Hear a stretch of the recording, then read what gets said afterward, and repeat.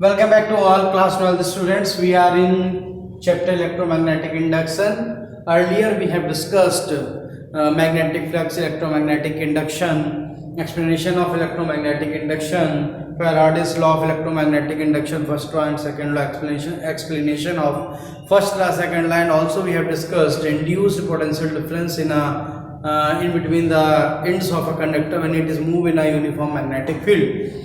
ये सारा डिस्कशन करने के बाद जो हमारा अगला टॉपिक आता है वो सेल्फ इंडक्शन हो जाता है और उस सेल्फ इंडक्शन के फिनोमेना को समझना बहुत ज़रूरी है और उसके लिए मैंने दो डायग्राम को ऑलरेडी बना के रखा है जिससे कि टाइम आपका सेव रहे।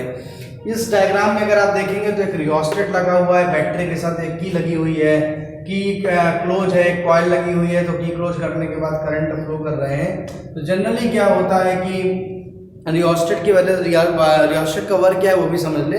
Rheostat just a current controlling device and used as a potential device. तो यानी कि कहीं पर अगर पोटेंशियल को डिवाइड करना हो या करंट को कंट्रोल करना हो तो ऐसी कंडीशन में रियोस्टेट का इस्तेमाल करते हैं। आपको जो है अगर गूगल पर डालेंगे रियोस्टेट तो आपको उसके डिफरेंट जो है तरीके से पिक्चर्स एंड फोटोज देखने को मिलेंगी। एक स्लाइडर लगा होता है और एक एंड पर जो नंबर ऑफ वायर्स होते हैं वो ज़्यादा होते हैं, दूसरे एंड पर कम होते हैं। अगर कम वायर का जहाँ पर टर्न्स है अगर वहाँ से लेके हम ज़्यादा वाले टर्न्स की ओर जाएं तो करंट धीरे धीरे कम होती है, बट अगर ज़्यादा टर्न्स जहाँ पर उससे हम कम टर्न्स वाले की ओर जाए तो करंट की वैल्यू क्या करती है जो है इंक्रीज करती है। तो यहाँ पर एक तरीके से करंट कंट्रोल करने के लिए रियोस्टेट लगाया। जैसे ही हमने की को एक तरीके से ऑन करा, जैसे ही ऑन करा तो वहाँ पर एक मेन करंट जो है फ्लो करना सर्किट में स्टार्ट कर देगा। Let us suppose that it is increasing in the circuit. Generally होता भी क्या है कि अगर कोई कॉइल है तो कॉइल की कंडीशन में अगर हम कभी भी बैटरी या सेल से करंट दी जाती है तो करंट एकदम से ना बढ़कर धीमे धीमे बढ़ती है और अगर बंद कर दिया जाए तो धीमे धीमे कम होती है। ये आप इस चीज़ को बड़े आसानी से समझ भी सकते हैं। अच्छा, और एक बहुत अच्छा अगर आपको एग्जांपल इसका समझना हो तो आप एक जनरेटर, जनरली अब बहुत कम देखने को मिलते हैं, लेकिन जनरेटर को अगर आप देखेंगे तो जब भी जनरेटर पहले चलाए जाते थे तो हमेशा जो लाइट थी एक तरीके से थोड़ी थोड़ी धीमे धीमे करके तेज होती थी और जब बंद कर दिया जाता था जो है एक तरीके से जनरेटर तो लाइट फिर जो है तेजी के साथ धीमे होते हुए बंद होती थी, अचानक से आती या आती नहीं थी। तो बिल्कुल वैसे ही है यहाँ पर। मान के चलिए कि यहाँ पर मेन करंट क्या कर रही है, इंक्रीज कर रही है और जैसे जैसे मेन करंट इंक्रीज कर रही है इंड्यूस करंट सेटअप हो जाती है इसी कॉइल में just opposite to the direction of the main current. अब यानी कि पहले सर्किट में आप क्या देख पा रहे हैं कि जहां जैसे जैसे मेन करंट है आपकी बढ़ रही है वैसे वैसे इंड्यूस करंट भी यहाँ पर प्रोड्यूस हो गई, but in the opposite direction of the main current. ठीक। एंड अगर जस्ट सेकंड डायग्राम में आ जाइए तो बिल्कुल सब कुछ सेम है, डायग्राम पूरा सेम है वैसे का वैसा, बस इसमें क्या हो रहा है कि करंट की वैल्यू मेन करंट जो है वो डिक्रीज हो रही है। जब डिक्रीज हो रही है तो इंड्यूस करंट की डायरेक्शन भी वही हो जाती है जो मेन करंट की डायरेक्शन है। ये इंटरेस्टिंग चीज, यानी कि करंट घटना शुरू हुई तो मेन करंट की डायरेक्शन भी क्या हो गई जो है उसी की डायरेक्शन में हो गई जिस डायरेक्शन में इंड्यूस करंट फ्लो कर रही। इन दोनों डायग्राम से एक चीज समझ में आती है, वही जो लेंज कहते थे, लेंज ने अपने लॉ में बताया था, फैराडे के सेकंड लॉ में आपने पढ़ा था कि जब मेन करंट बढ़ रही थी तो इंड्यूस करंट उसको कम करने की कोशिश कर रही थी और मेन करंट जब घट रही है तो इंड्यूस करंट उसको उसके घटने का भी अपोज कर रही है। और इसी अपोजिशन के कारण ही कहीं ना कहीं इंड्यूस डीएमएफ और इंड्यूस करंट का एक तरीके से प्राकट्य हो रहा है, जैसा कि हम लोगों ने फैराडे के सेकंड लॉ में कंजर्वेशन ऑफ एनर्जी से रिलेट करके बात सारी की थी। अब हमने इसको डिफाइन भी कर लिया था, phenomena of electromagnetic induction in which changing the current in a coil as opposing induced setup in that coil is called self induction। यानी कि जब भी किसी जो है एक तरीके से कॉइल में अगर करंट को उसकी मेन करंट को बदला जाता है तो वहां पर एक induced EMF induce current produce हो जाती है जो just opposite to the main current होती है। क्लियर हो गई बात? तो this is the phenomena of self induction and it's a very important phenomena. Right now we are moving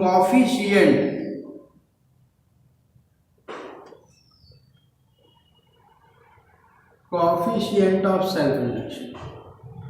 तो अब हमारे पास जो अगला टॉपिक है वो है कोएफिशिएंट ऑफ सेल्फ इंडक्शन। तो कोएफिशिएंट ऑफ सेल्फ इंडक्शन क्या है? Let we have a coil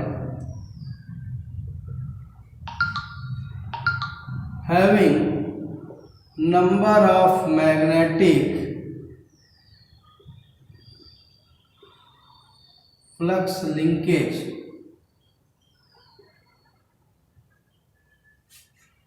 let we have coil having number of magnetic flux linkage, ठीक है, N phi b, then it is directly proportional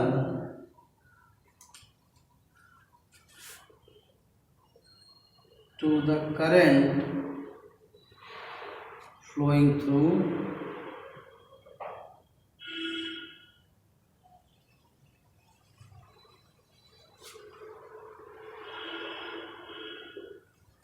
यानी कि अगर let me have a coil having number of magnetic flux linkage N phi b, मान लेते हैं कि जो कॉइल है हमारे पास number of magnetic flux linkage N phi b है, तो सिंपल सी बात है कि आप देखिए इलेक्ट्रोमैग्नेटिक इंडक्शन का मतलब ही है कि जो यहाँ पर मैग्नेटिक फ्लक्स का चेंज होना है, जो भी मैग्नेटिक फ्लक्स है वो करंट की वजह से प्रोड्यूस हो रहा है, यानी कि magnetic flux linkage is directly proportional to the current I।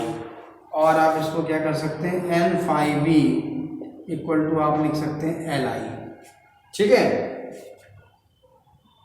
Where L is a constant of proportionality, constant of proportionality,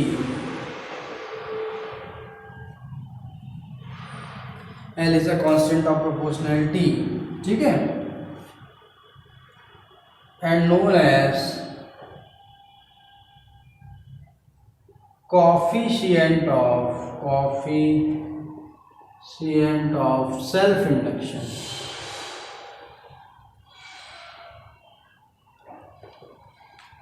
यानी जहाँ यहाँ पर जो आप L देख रहे हैं, इस L को हम लोग बोलते हैं कांस्टेंट ऑफ प्रोपोर्शनलिटी, इसको जाना जाता है कोएफिशिएंट ऑफ सेल्फ इंडक्शन से।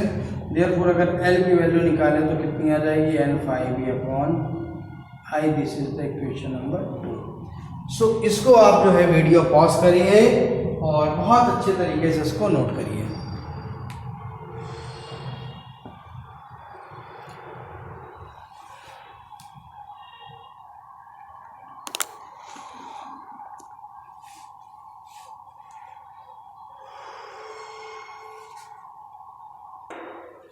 सो स्टूडेंट्स, अभी हम लोगों ने जो सेकंड इक्वेशन बनाई थी वो ये थी L equal to N phi b upon I, ठीक है, इक्वेशन थी, ठीक है।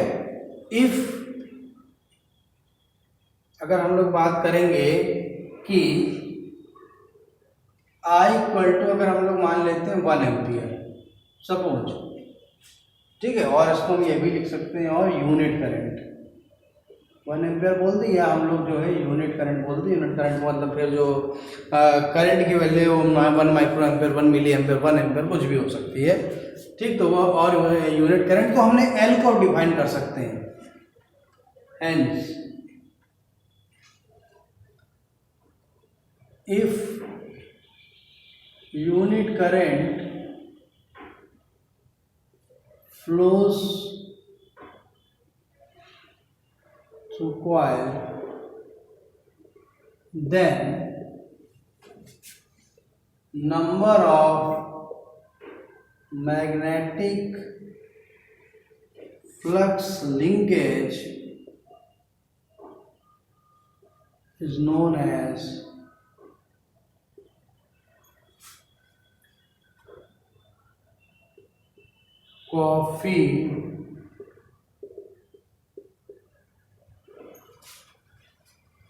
coefficient of self induction।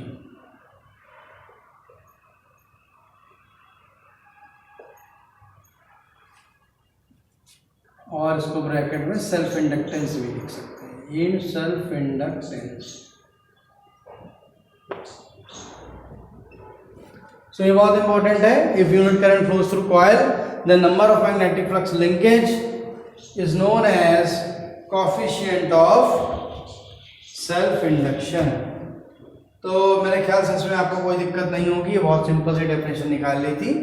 अब इसको इक्वेशन नंबर आप 2 मान के चल रहे थे। अब आप जानते हैं, वी नो दैट, जो आपने फैराडे का फर्स्ट लॉ पढ़ा था उसके अकॉर्डिंग आपने क्या लिखा था, ई इक्वल टू माइनस का एन डेल्टा 5a अपॉन कितना होता है, delta T.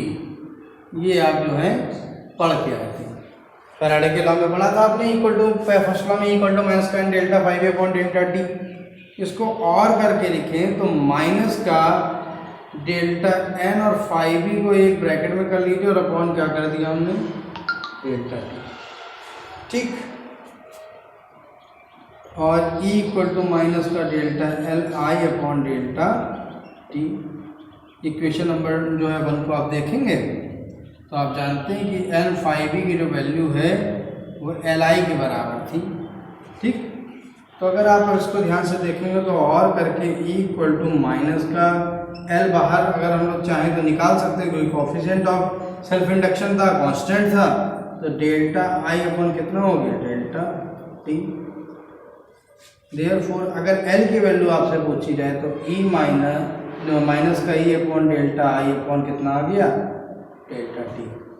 Here it is a new formula, equation number 3, coefficient of self induction. यानी कि अगर अब हमें डिफाइन करना हो कोफिशिएंट ऑफ सेल्फ इंडक्शन या सेल्फ इंडक्टेंस को डिफाइन करना हो तो कैसे कर सकते हैं, इफ यूनिट करंट पर second flows through a coil, then the value of induced EMF is known as the coefficient of self inductance। तो अगर आप इसको लिखना चाहें तो आप लिख भी सकते हैं, if unit current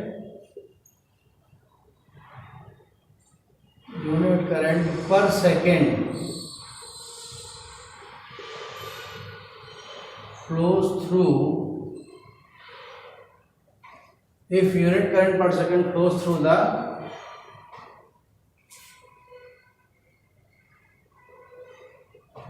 if unit current per second flows through the coil,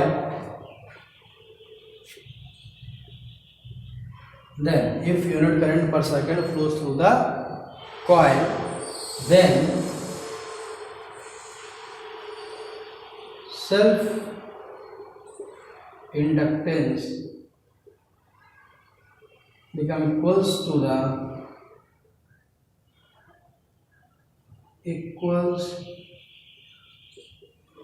या सेल्फ इंडक्टेंस आप या विल भी कर सकते हैं, will be equal to the induced EMF.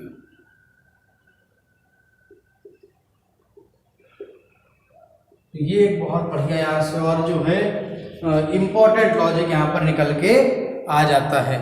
ठीक है, तो इसको आप जो है नोट कर लीजिए, बहुत अच्छा, बहुत इम्पोर्टेंट ये चीज़ है। और फिर इसके बाद अगर हम लोग निकालना चाहें एल की अगर यूनिट निकालना जाए, unit and dimensions of L, unit and dimensions of L अगर निकालना चाहे तो हम लोग कैसे निकाल सकते हैं, बहुत सिंपल है आपके लिए। तो यूनिट अगर सबसे पहले यूनिट ऑफ एल अगर निकालें तो यूनिट ऑफ एल कितना हो जाएगा आपका, आपको मालूम है कि जो 5e है, 5e की यूनिट क्या होती है, मैग्नेटिक फ्लक्स है। अब मैग्नेटिक फ्लक्स को जनरली वेबर भी कह सकते हैं। ठीक है, तो इसको अगर हम लोग ध्यान से देखेंगे तो इसको क्या क्या हम लोग कह सकते हैं, कई अलग अलग तरह की जो है यहाँ पर हम लोग जो है यूनिट्स को बना सकते हैं। जैसे F5e है तो 5e को हम लोग चाहें तो वेबर कहते हैं, पर एम्पियर कह सकते हैं, वेबर पर एम्पियर कह सकते हैं। ठीक है, तो इसके अलावा अगर यहाँ पर देखें तो इस वाले जो इक्वेशन नंबर 3 आपने बनाई है तो यहाँ पर हम लोग क्या लिख सकते हैं, इसको वोल्ट पर एम्पियर इंटू सेकेंड। तो इसको आप चाहें तो लिख सकते हैं volt into second per ampere. Another unit of L equal to होता है हेनरी। ये आप ध्यान रखिएगा कि जो एक कोफिशिएंट ऑफ सेल्फ इंडक्शन है उसकी जो यूनिट होती है वो हेनरी भी होती है।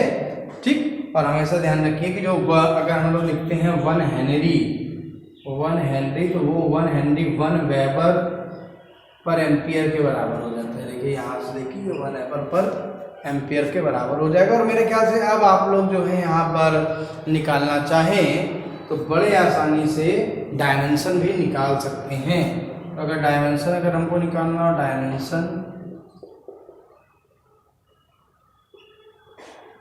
अगर डायमेंशन हमको निकालना हो तो हम लोग कैसे निकालेंगे भाई? ठीक है, तो चलो शुरू करते हैं। तो जो है यहाँ पर आ गया वोल्ट, आ गया वोल्टेज का कैसे निकालेंगे? तो आपने पढ़ा था V = W/Q, तो W = Q भी होता है, तो Q × V। तो Q की जो यूनिट है, ये जो हम ये V जो लिख रहा है, ये वोल्ट आ रहा है, तो V = W/Q होता है। तो W का मतलब जूल पर सेकेंड है ना, तो आप इसको लिख लीजिए जूल पर second into second upon ampere. कर गया है ना, तो एक जूल पर एम्पियर एक यूनिट भी आ गई। और जूल के लिए अगर हम लोग बात करें तो आपने पढ़ा है वर्क का जो है mL² T⁻² अपॉन एम्पियर का A होता है। तो अगर आप ध्यान देखेंगे तो mL² T⁻² और A इनवर्स हो गया। This is the dimensions of mL² T⁻², A inverse. ये एक बहुत इम्पॉर्टेंट और बहुत इंटरेस्टिंग जो है टॉपिक है, इसको वीडियो पॉज करके आप सब कुछ नोट कर लीजिए। थोड़ा सा करेक्शन यहाँ पर करने की ज़रूरत है। अभी मैंने बताया था कि जो वोल्ट है, वोल्ट का मतलब हो गया जो है पोटेंशियल डिफरेंस V, और जूल वहाँ पर जो है पर कूलाम होता था, ना कि जूल पर सेकंड। तो थोड़ा सा इसको सही कर लेंगे। तो जूल पर कितना आ गया, यहाँ पर आप कूलाम लिख दीजिए। ठीक है, जूल पर कूलाम आप यहाँ पर लिख देंगे। और यहाँ पर फिर से थोड़ा सा सॉल्व कर लेंगे, एक बार थोड़ा सा आपको करना पड़ेगा। तो ये आ जाएगा mL² T⁻², और यहाँ पर T हो जाएगा, और Q का आप AT लिख सकते हैं और A लिख सकते हैं। तो T से T कट गया। तो अगर आप ध्यान से देखेंगे तो हम इसको यहाँ पर एक बॉक्स के अंदर लिख रहे हैं, इस तरीके से पहचान आपकी बनी रहे इसकी। तो यहाँ पर आप लिख सकते हैं फार्मूला mL² T⁻² और A की पावर भी -2। This is the dimension of self inductance. तो नोट कर लेना, कई बार जो है कुछ चीज़ें बताते बताते कुछ और लिख गई, तो उसको करेक्ट करना भी बहुत ज़रूरी है। सो एक बहुत इंटरेस्टिंग सा क्वेश्चन आता है कि what is the self inductance of a long solenoid. अगर कोई लॉन्ग सोलेनाइड है तो उसका सेल्फ इंडक्टेंस कितना होगा, ये आपको निकालने के लिए आता है। तो इसको आप निकाल सकते हैं बहुत आसानी से। तो आप यहाँ से स्टार्ट करिए कि वी नो दैट, जो आपने निकाला था मैग्नेटिक फील्ड ऑफ जो है लॉन्ग सोलेनाइड μ0I निकाली थी। ठीक है, अगर आप ध्यान करेंगे तो आपको याद होगा B = μ0 जो है वहां पर आपने NI करके करंट को जो है मैग्नेटिक फील्ड को निकाला था। Where μ0 is the permeability of free space, small n is the number of turns पर यूनिट लेंथ, ये भी आपको मालूम है। और I क्या था वहां पर जो है इलेक्ट्रिक करंट थी। तो आप इसको और करके मान लेते हैं कि अगर लॉ जो है सोलेनाइड की जो लंबाई है वो स्मॉल l है, तो आप देखिए μ0n/L × I हो जाएगा। हमने मान लिया स्मॉल n = कैपिटल N/L, यानी कि L लेंथ की एक कॉइल है, उसमें नंबर ऑफ टर्न्स जो है कैपिटल N है, तो इतना आ गया। ठीक, तो B = μ0n/L × I हमारे पास निकल कर आ गया है। ठीक, अब देखिए वी ऑल्सो नो दैट, हमको एक बात और मालूम है कि phi = BA होता है ना। phi कितना होता है, BA फार्मूला होता है। और B की वैल्यू अगर हम लोग निकाल के रख देंगे तो क्या कर सकते हैं, देखिए। सो phi कितना आ गया, BA आ गया। और B की वैल्यू है अभी आपको मालूम है, ऊपर जो वैल्यू है वही रख दीजिए। μ0/L × I × कितना हो गया, A हो गया। This is the magnetic field capital B, तो μ0n/L × I × A। तो this is the formula for phi B। Okay, now अब हम क्या करते हैं, इसमें कैपिटल N का मल्टीप्लाई कराते हैं दोनों साइड। तो μ0n² ठीक है × IA हो जाएगा। तो जब कैपिटल N का मल्टीप्लाई कराया तो ये हो गया n²/L, दोनों साइड में कराया है। अब इसको इक्वेशन नंबर हम लोग जो है 1 मान लेते हैं। By the definition of self inductance. तो जो सेल्फ इंडक्टेंस की डेफिनेशन कहती है उसी के अकॉर्डिंग चलते हैं। तो L इक्वल टू होता है एन फाइव वी अपॉन कितना हो गया I। तो यहाँ पर आ गया mu naught N five V की वैल्यू रख दीजिए, mu naught N square upon L और into I into A upon हो गया I, और I से I तो कट गया। तो आपके पास जो फार्मूला है वो म्यू नॉट एन स्क्वायर ए अपॉन कितना हो गया L हो गया। So this is the formula for coefficient of self induction and this is for the solenoid, mu naught N square A upon L। So you can note by pausing the video.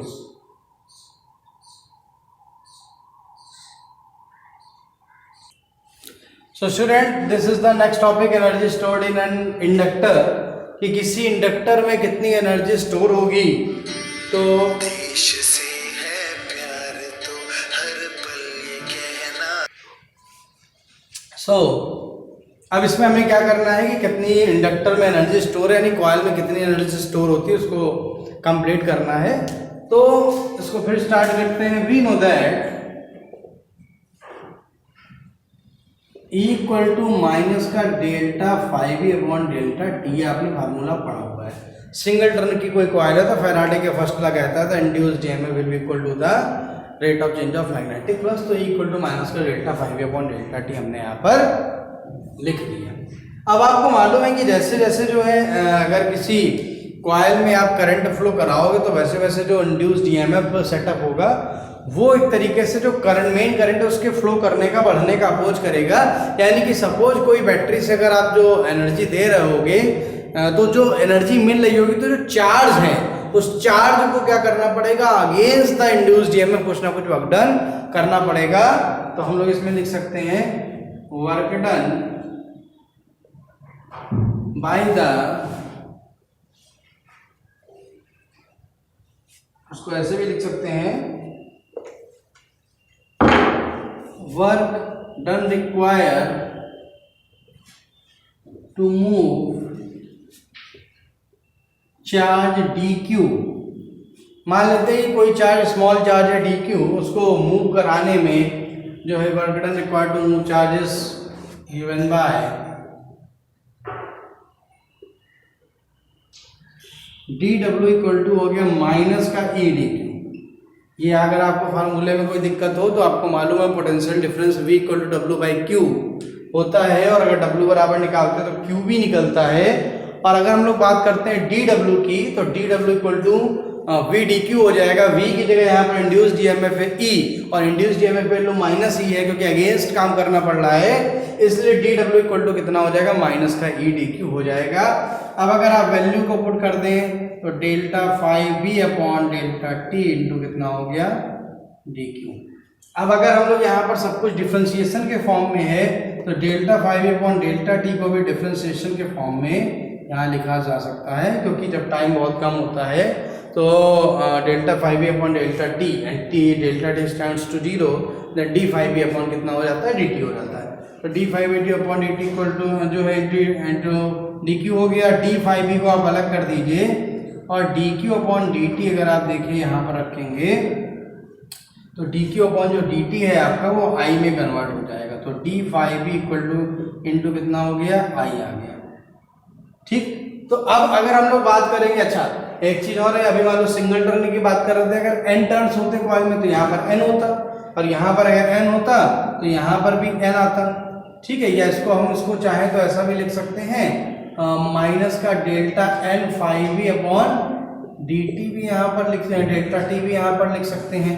ठीक है, और अगर इसको हम लोग convert करना चाहें तो यहाँ पर रखा रहने दीजिए, तो यहाँ पर हम लोग जो है अगर लिखेंगे तो क्या लिख सकते हैं d, और ये ब्रैकेट में आप एन फाइव भी कर सकते हैं अंदर।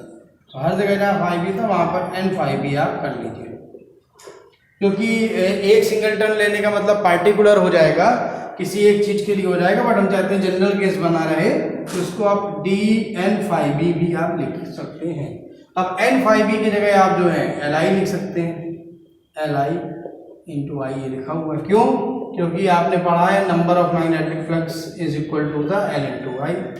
अब अगर आप जो है यहाँ पर ध्यान से देखें, L को बाहर ले लें क्योंकि L तो कांस्टेंट है, तो डी आई और L I into D I आ जाएगा। L को बाहर ले लिया तो एल आई इंटू कितना आ गया, डी आई आ गया। तो ये D W equal to L I into D I आ गया और this is the equation number 2 मान लेते हैं और इसको 1 कर लेते हैं।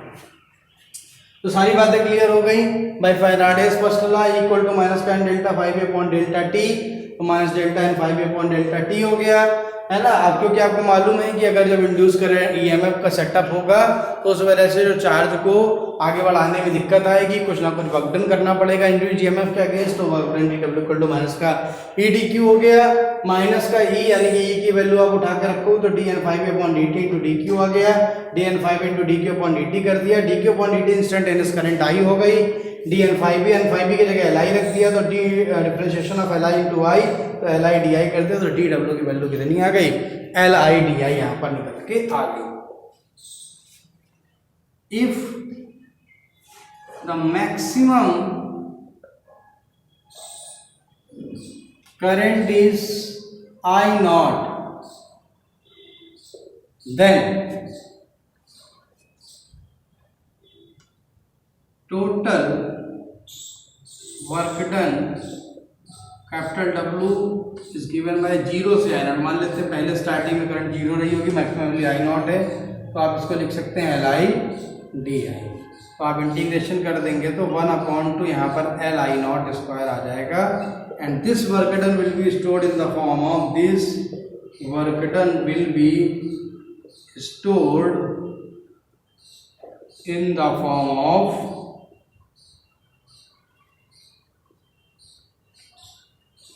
potential energy।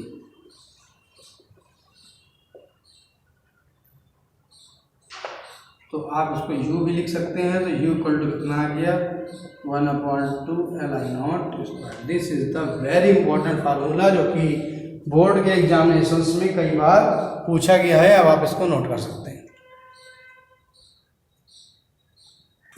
So let's start to understand mutual induction.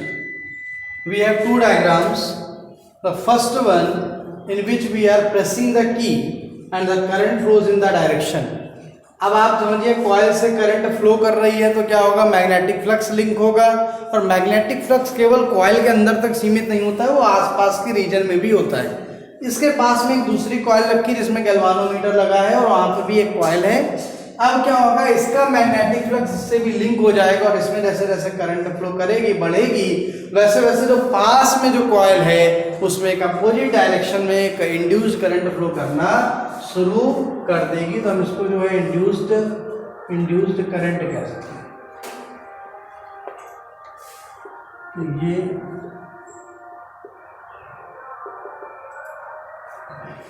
ये प्राइमरी कॉइल है और ये सेकेंडरी कॉइल है।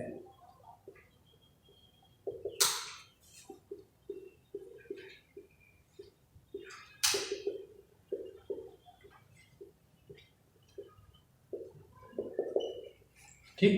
अब सेकंड वाले में क्या कर दिया हमने, की को रिलीज कर दिया। रिलीज करेंगे जो कि कॉइल की वजह से करंट कभी भी एकदम से नहीं रुकती है, एकदम से बंद नहीं होती है, धीरे धीरे वो कम होना शुरू होती है। तो धीरे धीरे आप देख रहे हैं ये कम होना शुरू होगी और जैसे जैसे ये धीरे धीरे कम होगी वैसे ही पास में जो कॉइल रखी हुई है उसके जस्ट सेम डायरेक्शन में ही, जिस डायरेक्शन में करंट घट रही है प्राइमरी कॉइल में, सेकेंडरी कॉइल में भी सेम डायरेक्शन में करंट फ्लो करने लगेगी। ये तो अलग अलग एग्जाम्पल आप देख रहे हैं, यानी कि यहाँ पर करंट मेन करंट बढ़े एक करंट कॉइल में तो दूसरी उसका अपोज कर रही है, और यहाँ पर अगले वाले डायग्राम में देख रहे हैं आप कि जो मेन करंट जो प्राइमरी कॉइल में मेन करंट अगर घट रही है तो सेम डायरेक्शन में सेकेंडरी कॉइल में करंट फ्लो कर रही है, यानी घटने का अपोज करे। This is the phenomena of mutual induction. How we can define the formula of mutual जो है phenomena of mutual induction. So we can simply say if we made any change in the current flowing in a coil, then in nearby coil there is a induced current produced in the opposite direction। यानी कि कभी भी एक coil में अगर आप जो भी चेंज करेंगे करंट में, उसके कारण जो मैग्नेटिक फ्लक्स में चेंज होगा उसकी वजह से उसके पास वाली जो कॉइल है उसमें भी एक इंड्यूस करंट प्रोड्यूस हो जाएगी। ये एक बहुत इंपॉर्टेंट टॉपिक था और कॉन्सेप्ट था। इसके जो आगे का हम लोग जो है इसमें भी जो है coefficient of mutual induction, mutual inductance जिसे कहते हैं वो, और एडी करंट जैसी चीज़ें बचेंगी जिसको हम लोग नेक्स्ट जो है लेक्चर में कंप्लीट करेंगे। तब तक के लिए नमस्कार।